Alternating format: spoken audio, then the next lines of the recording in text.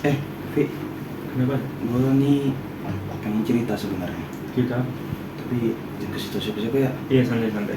Serius dulu. Serius. Gue nih ini apa namanya? Akhir-akhir ini kalau pipis tuh suka sakit. Lu kan kuliah di kedokteran kan? Iya.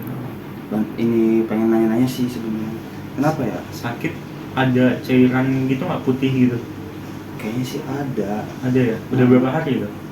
Ada. Aduh nggak ngitungin tapi kayaknya udah lumayan lah. Seminggu ya? Ada kali. Oh, seminggu. Lu sebelumnya pernah ngelakuin hal yang aneh-aneh nggak?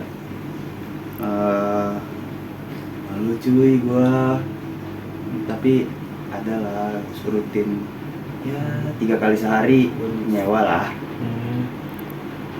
Bahaya sih itu, beresiko banget itu soalnya kalau misalnya lu suka nyewa gitu, bakalan banyak infeksi penyakit gitu. Kalau misalnya kayak tadi lu bilang kayak ada sakit terus ada cairannya gitu, ada kemungkinan itu tuh gonore namanya, kencing tanah. Nah, mendingan kosan dari gua ya, sekarang lu langsung ke ini aja, ke rumah sakit atau enggak ke apotek aja yang lebih murah lah. Buat tes IMS, infeksi menular seksual. Bilang aja, dok, bilang aja ke penjaga di sana, bilang pengen cek IMS gitu. Harganya nggak mahal kok, cuma di bawah 50 palingan. Di bawah 50? Iya, palingan dia ambil darah doang sama tes swab, habis itu nunggu hasilnya keluar. Biar bisa kita tahu lu kena penyakit apa gitu, dan juga bisa kita laksanakan dengan benar di sana. Mendingan lu sekarang ke sana deh, puskesmas. Jadi ke puskesmas nih? Iya, puskesmas aja mendingan sekarang. Iya udah lah, Pi. Makasih ya sarannya ya. Semangat ya. Oke. Jadi ya, Nak.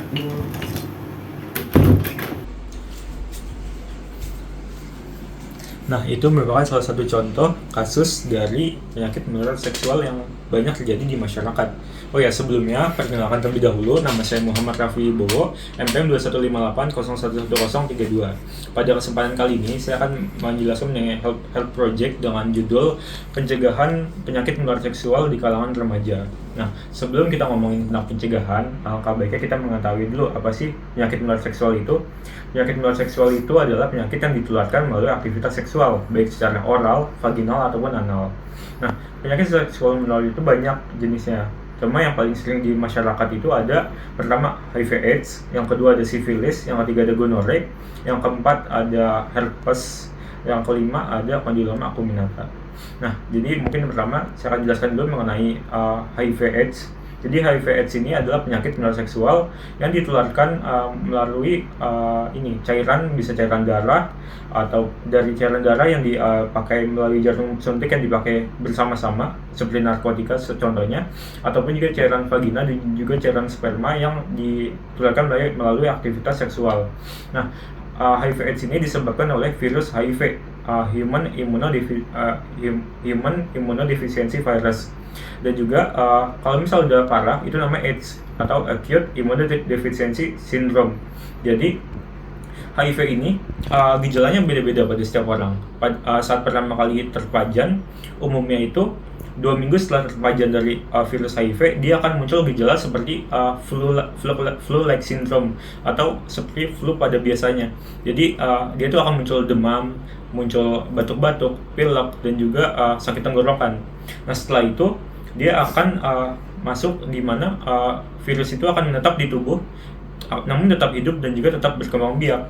Jadi dia akan bisa aja nggak ada gejala, ataupun bisa aja ada gejala seperti demam berkepanjangan ataupun diare berkepanjangan dan lain-lain. Nah, nanti kalau misalnya dia semakin turun sel imunnya, dia akan masuk ke tahap AIDS, di mana itu penderitanya sudah imun penderitanya sudah turun banget sehingga mudah terserang oleh penyakit-penyakit lainnya, seperti TBC, kandidiasis oral atau jamur, dan juga toksoplasma. Mungkin itu dari HIV. Nah, lalu yang kedua ada sifilis. Sifilis itu memang penyakit menular seksual juga, sama seperti HIV tadi, ditularkan melalui cairan darah ataupun cairan sperma ataupun cairan vagina. Nah, dia itu disebabkan oleh bakteri, yaitu bakteri Treponema pallidum. Jadi sifilis ini akan bergejala. Jadi sifilis ada fase-fasenya, ada fase primer, sekunder, laten, dan juga tersier. Pada fase primer dia akan muncul seperti gejala infeksi pada umumnya, yaitu pada seperti demam, batuk, dan lain-lain. Namun ada ciri khas yang khusus pada sifilis primer ini, yaitu adanya lesi pada genital atau pada alat kelamin, yaitu berupa luka yang tidak gatal, tidak nyeri, dan akan sembuh dengan sendirinya. Sehingga banyak yang nggak nyadar kalau itu merupakan sifilis primer karena bisa sembuh sendiri. Lalu masuk ke fase sekunder, di mana fase sekunder ini dia akan muncul banyak rom-rom merah pada tubuhnya. Jadi bisa pada tubuhnya mana aja, cuma yang paling umum itu rom-rom merah pada telapak tangan dan juga telapak kaki. Lalu yang ketiga, fase laten. Oh iya, tadi untuk fase primer itu umumnya itu dalam 1 bulan pertama. Lalu kalau misalnya udah fase sekunder itu berbulan-bulan, bisa sampai 3 bulan sampai 12 bulan. Lalu kalau misalnya udah fase laten bisa tahunan, dari 1 tahun sampai bisa bahkan sampai 10 tahun. Itu merupakan di mana bakteri itu akan menetap di tubuh, namun bisa jadi nggak ada gejala apa-apa. Cuma dia akan terus hidup di tubuh dan juga tetap berkembang biak, sehingga semakin banyak kadar bakteri Treponema pallidum di tubuh penderita yang tersebut. Nah, terakhir kalau misalnya udah fase tersier, itu merupakan fase yang banyak komplikasinya di sifilis ini. Dia akan menimbulkan banyak guma, kayak luka-luka besar gitu di sekujur tubuhnya, dan juga bisa juga dengan komplikasi menjadi neurosifilis dan juga kardiosifilis dan lain-lain. Nah, lanjut untuk penyakit menular seksual selanjutnya ada gonore atau kencing nanah. Seperti yang sudah diperagakan tadi, itu merupakan contoh dari gonore. Banyak itu di masyarakat. Jadi gonore itu disebabkan oleh bakteri Neisseria gonorrhea. Jadi dia akan muncul gejala umumnya pada 3 hari sampai 1 minggu setelah pertama kali terpajan.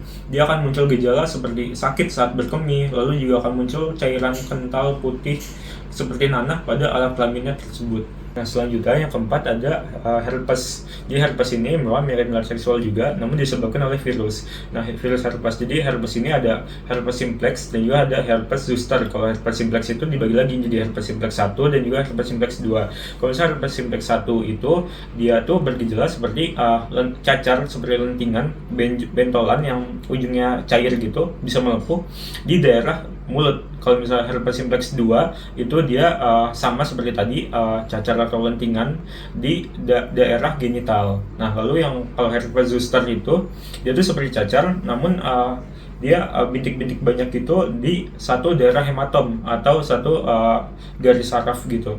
Nah, itu herpes. Lalu yang kelima, yang terakhir ada kondiloma acuminata. Jadi atau yang lebih kita kenal dengan kutil kelamin. Jadi kutil kelamin ini atau kondiloma acuminata disebabkan oleh human papilloma virus HPV tipe yang low risk atau 6 dan juga 11. Yang mana gejalanya akan timbul seperti rasa akan muncul kutil di daerah kelamin yang menimbulkan rasa gatal dan juga tidak nyaman pada penderitanya. Nah, setelah mengetahui penyakit dan juga gejala-gejalanya tadi, kita juga perlu tahu bagaimana status diagnosisnya untuk mengetahui apakah kita terkena atau tidak, yaitu dengan pemeriksaan penunjang. Jadi yang pertama mungkin untuk HIV itu bisa kita dengan tes antibodi dari virus HIV tersebut, yaitu dengan diambil darahnya. Lalu juga bisa juga dengan tes PCR, namun agak mahal. Lalu yang kedua untuk sifilis itu bisa juga dengan tes antibodi sifilis dengan diambil darah juga, atau bisa juga untuk mengetahui kadar dari bakteri Treponema pallidumnya itu dengan tes VDRL ataupun tes TPHA. Lalu yang ketiga ada tes gonore, itu bisa dengan tes urin dan juga darah, atau bisa juga dengan sampel cairan yang keluar dari kelaminnya tersebut. Nanti untuk dites apakah ada bakterinya atau tidak. Lalu yang keempat ada herpes, itu bisa karena sama-sama virus seperti HIV juga, itu bisa dengan tes antibodi dari herpes itu sendiri dan juga bisa juga dengan PCR. Lalu yang kelima kondiloma acuminata, itu bisa dengan tes HPV DNA untuk mengetahui apakah ada virus HPV pada penderita tersebut atau tidak.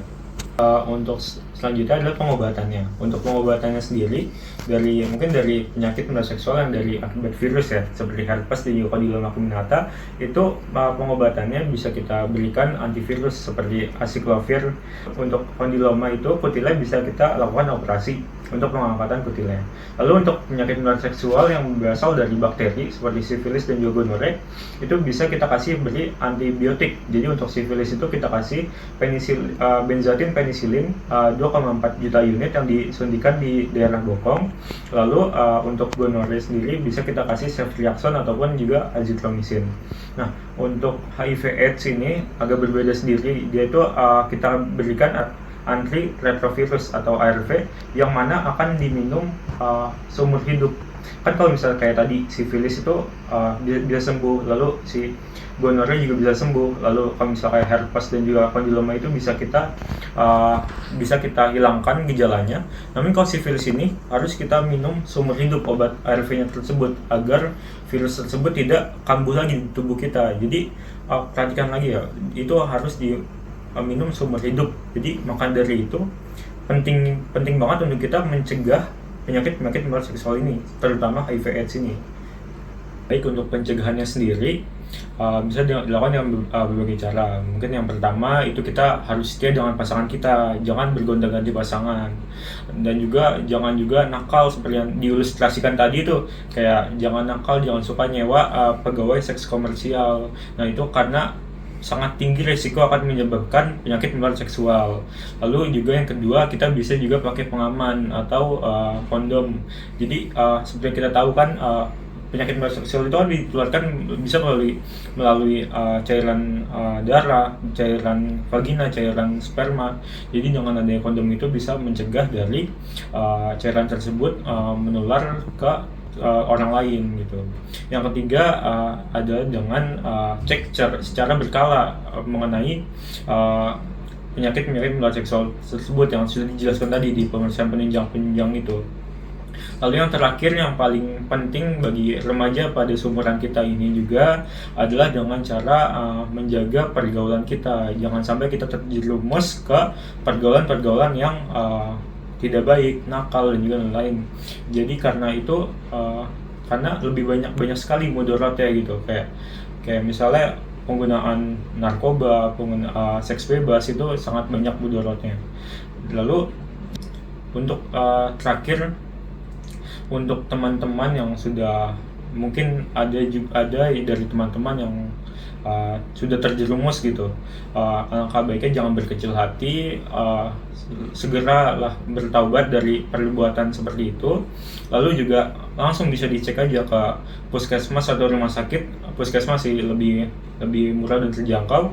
Langsung aja cek IMS, tes HIV IMS untuk mengecek status kesehatannya. Penting kok, itu juga bisa untuk mengecek status kesehatan kita. Mungkin sekian dari saya. Terima kasih. Wassalamualaikum warahmatullahi wabarakatuh.